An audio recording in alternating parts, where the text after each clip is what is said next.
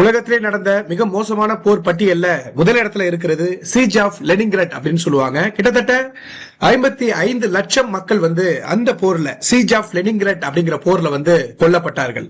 அதுக்கப்புறம் வரலாற்றுல மிக சிறப்பு மிக்க ஒரே நாள்ல கிட்டத்தட்ட 68,000 மக்கள் இறந்த ஒரு போர் இருக்கு. அதை என்னன்னு சொல்லுவாங்கன்னா பேட்டில் ஆஃப் பொராடினோ அப்படின்னு சொல்லுவாங்க. இந்த பேட்டில் ஆஃப் பொராடினோவை பொறுத்த வரைக்கும் 1812 கால வாக்குல நடந்தது. இது யாருக்கு நடந்ததுன்னு கேட்டீங்கன்னா நெப்போலியன் போனபோர்ட் இருக்காரு இல்லையா, நெப்போலியன் அவருக்கு 1815 வாட்டர்லூ அப்படிங்கிற ஒரு ஃபேமஸ் போர்லையும் பங்கெடுத்தது நெப்போலியன் தான். அதே நெப்போலியனுக்கும் ரஷ்யன் ஆர்மிக்கும் நடந்த ஒரு போர் தான் பேட்டில் ஆஃப் பொராடினோ. கிட்டத்தட்ட 68,000 பேர் பாத்தீங்கன்னா அதுல இறந்து போயிருப்பாங்க.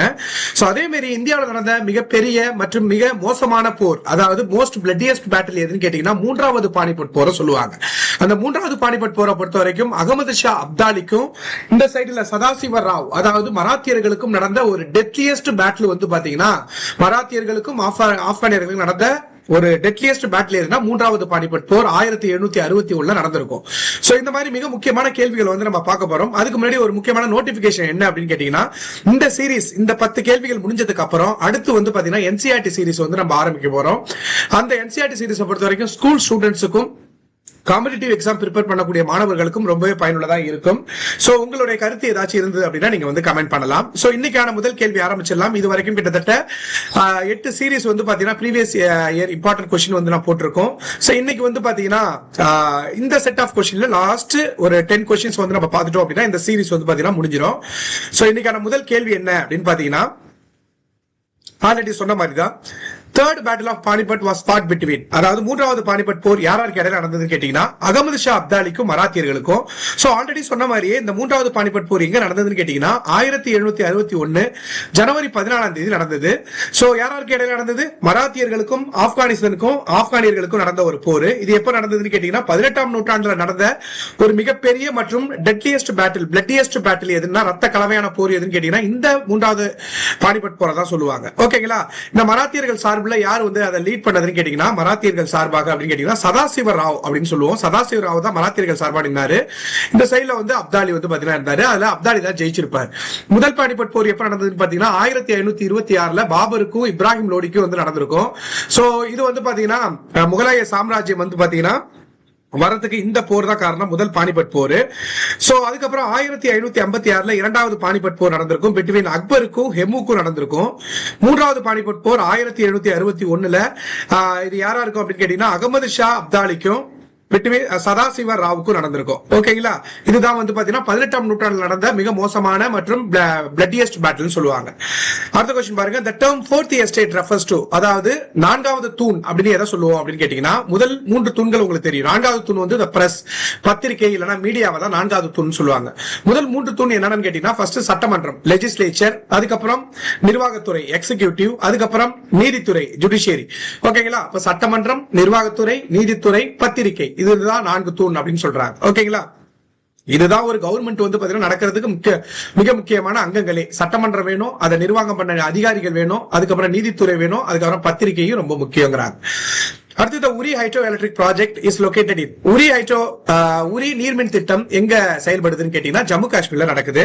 உங்களுக்கே தெரியும் ஹைட்ரோ எலக்ட்ரிக் ப்ராஜெக்ட்னா நீர்ல இருந்து மின்சாரம் எடுக்கக்கூடிய ஒரு திட்டம். அந்த உரி திட்டம் எங்க நடக்குதுன்னா ஜம்மு காஷ்மீர்ல நடக்குது. ஓகேங்களா?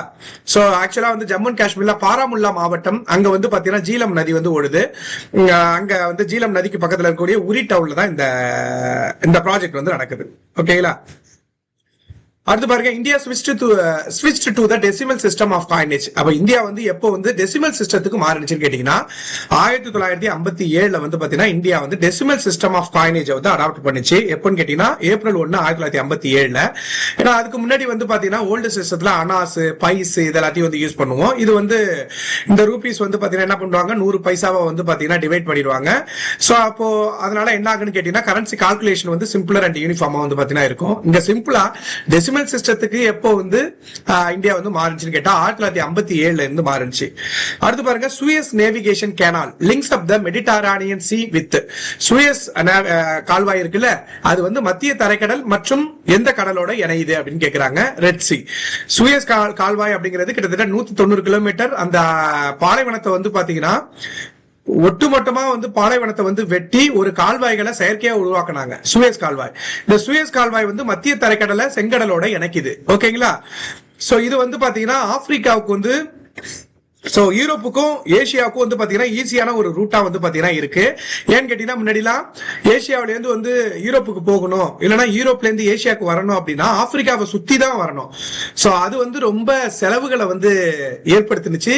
ஓகே, அதனால இந்த சூயஸ் கணவாய் வந்து கட்டப்பட்டது. இது மத்திய தரைக்கடல செங்கடலோட இணைக்குது. இன்னொன்னு, ஏசியாவில இருந்து யூரோப்புக்கு வந்து போகக்கூடிய ஒரு ஷார்டஸ்ட் ரூட் வந்து பாத்தீங்கன்னா இது வழியா தான் போக முடியும். ஓகேங்களா? அடுத்து பாருங்க, who founded the Ramakrishna mission. Ramakrishna இயக்கத்தை வந்து யார் ஸ்டார்ட் பண்ணதுன்னு கேட்டா சுவாமி விவேகானந்தர். எப்போ உருவாக்குனாருன்னு கேட்டீங்கன்னா 1897 விவேகானந்தர் ஸ்டார்ட் பண்ணாரு. ராமகிருஷ்ண பரமஹம்சருடைய ஒரு முக்கியமான சீடர் தான் சுவாமி விவேகானந்தர். அவர் இறந்ததுக்கு அப்புறம் இந்த ராமகிருஷ்ணா மிஷனை வந்து உருவாக்கி இருப்பாரு. இந்த மிஷனை பொறுத்த வரைக்கும் என்ன அதனுடைய நோக்கம்னா, ஸ்பிரிச்சுவல் எஜுகேஷன் கொடுப்பாங்க, சமூக சீர்திருத்தத்துக்கு நிறைய நடவடிக்கைகளை எடுப்பாங்க, அதுக்கப்புறம் மக்களுக்கு தேவைப்படும் போது சேவை செய்வாங்க. ஃபார் எக்ஸாம்பிள் வந்து பாத்தீங்கன்னா, இப்போ ஏதோ வெள்ளம் ஏற்படுது, புயல் ஏற்படுதுன்னா இவங்க ராமகிருஷ்ண பரமஹம்சா, அதாவது அவருடைய சார்பில் அவருடைய நேம்ல உருவாக்கப்பட்ட ராமகிருஷ்ணா இயக்கம் இருக்குல்ல, முதல் ஆளா நிற்கும். அடுத்து பாருங்க, இந்த home rule movement. Home rule மூவ்மெண்ட்னா தன்னாட்சி இயக்கம், அதாவது நாங்க இருக்கக்கூடிய இடத்த நாங்களே ரூல் பண்ணிக்கிறோம், அந்த தன்னாட்சி இயக்கம். இது வந்து ஃபர்ஸ்ட் வேர்ல்டு வார் டைம்ல வந்து யாரு லான்ச் பண்ணா அப்படின்னு கேட்டீங்கன்னா 2 பேர் லான்ச் பண்ணிருப்பாங்க இந்தியாவில, பாலகங்காதர திலகர் மற்றும் அன்னி பெசன்ட். பாலகங்காதர திலகர் மகாராஷ்டிரால ஆரம்பிச்சிருப்பாரு, அன்னி பெசன்ட் வந்து சென்னையில் ஆரம்பிச்சிருப்பாங்க. எனினும் ஃபர்ஸ்ட் ஆரம்பிச்சது யாருன்னு கேட்டா பாலகங்காதர திலகர் தான் மகாராஷ்டிரால ஆரம்பிச்சிருப்பாரு. ஓகேங்களா? இது நோக்கம் என்னன்னு கேட்டீங்கன்னா, எங்க இடத்த நாங்களே ரூல் பண்ணிக்கிறோம், தன் ஆட்சி, எங்க இடத்த நாங்களே ரூல் பண்ணிக்கிறோம் அப்படிங்கிறது தான். அடுத்து பாருங்க, who among the following ruler belongs to the slave dynasty. slave dynasty பொறுத்த வரைக்கும் இது எங்க வரும்னு கேட்டா உங்களுக்கு தெரியும், அடிமை வம்சம். மாம்லுக் டைனஸ்டி அப்படின்னு சொல்லிட்டு இதுக்கு இன்னொரு பேர் இருக்கு. அரபுல மாம்லுக், அடிமைனா மாம்லுக் அப்படின்னு சொல்லுவாங்க. ஓகேங்களா? மொத்தம் டெல்லி சுல்தானியத்தை பொறுத்த வரைக்கும் 1206 ஸ்டார்ட் ஆனிச்சு, 1526 முடிஞ்சிருக்கும். இதுல ஒரு 5 மரபுகள் வந்து ரூல் பண்ணிருப்பாங்க. ஃபர்ஸ்ட் வந்து பாத்தீங்கன்னா அடிமை வம்சம், அடுத்து வந்து பாத்தீங்கன்னா கில்ஜி வம்சம், 3வது துக்ளக் வம்சம், அடுத்து 4வது சையது வம்சம், 5வது வம்சம் வந்து பாத்தீங்கன்னா லோடி வம்சம். இந்த லோடியில வந்து கடைசியா இருந்தது யாருன்னு கேட்டா இப்ராஹிம் லோடி. அந்த இப்ராஹிம் லோடிக்கும் பாபருக்கும் ஃபைட் ஏற்படும். அதுல இப்ராஹிம் லோடி தோத்துருவாரு. சோ டெல்லி சுல்தானியம் வீழ்த்தப்பட்டு முகலாய சாம்ராஜ்யம் பாபரின் வருகையால் ஏற்படுத்தப்பட்டிருக்கும். இதை நம்ம பார்த்தோம், ரைட்டா? சோ இங்க என்னன்னா, ஸ்லேவ் டைனஸ்டியை உருவாக்குனது யாருன்னு கேட்டா குதுபுதீன் ஐபக். சோ சாரி, இந்த கொஸ்டின் என்னன்னா, who among the following rulers belongs to slave dynasty. அடிமை வம்சத்தை சார்ந்த ஒரு மன்னன் யாருன்னு கேக்குறாங்க. அப்படின்னு கேட்கும்போது அடிமை வம்சத்துல யாரெல்லாம் வருவாங்கன்னா, அது அடிமை வம்சத்தை உருவாக்குனது யாருன்னு கேட்டீங்கன்னா குத்புதீன் ஐபக், அதுக்கப்புறம் அவருடைய மருமகன் இல்துமிஷ், அதுக்கப்புறம் வந்து பாத்தீங்கன்னா அவருடைய மகள் ரஷ்யா பேகம். அவங்க 3 பேர் முக்கியமான அடிமை வம்சத்தை சார்ந்தவங்களா இருப்பாங்க. இதுல வந்து ஹுமாயூன் அப்படிங்கிறது வந்து முகலாயர், அலாவுதீன் கில்ஜி அப்படிங்கிறவரு கில்ஜி வம்சத்தை சார்ந்தவர், ஷெர்ஷா சூர் அப்படிங்கிறவர் வந்து நடுவுல முகலாயர்கள்ல வந்து பாபர் ஹுமாயூனுக்கு அப்புறம் ஷெர்ஷா சூர், அதாவது சூர் மரபை சேர்ந்தவங்க இருப்பாங்க. சோ இல்துமிஷ் வந்து பாத்தீங்கன்னா கரெக்டான ஆன்சர். ஓகேங்களா? ஸ்லேவ் டைனஸ்டிக்கு இன்னொரு பேர் மாம்லுக் டைனஸ்டின்னு சொல்லுவாங்க. இது வந்து டெல்லி சுல்தானேட்டோட முதல் மரபு வந்து இதுதான். ஓகே, 1206 இருந்து 1290 வரைக்கும் இருந்திருப்பாங்க. இதை யாரு ஃபவுண்ட் பண்ணதுன்னு கேட்டா குதுபுதீன் ஐபக். ஓகேங்களா? அதுக்கப்புறம் இவரு குத்புதீன் ஐபக்கு அப்புறம் வந்த இல்துமிஷ் தான் வந்து அந்த அடிமை வம்சத்தோட பவர்ஃபுல் ரூலரா இருந்தாரு. ஓகேங்களா? அடுத்து பாருங்க, teak and sal are the principal tree in the forest known as. அதாவது தேக்கு மரமும் சந்தன மரமும் ஒரு முக்கியமான மரம் எந்த காடுகள்ல வளரும்னு கேட்டீங்கன்னா டிராபிக்கல் மாய்ஸ்ட் டெஸ்டியஸ், அதாவது வெப்பமண்டல ஈரப்பத இலையுதிர் காடுகள்ல அதிகமா வளரும் தேக்கு மரமும் சந்தன மரமும். ஓகேங்களா?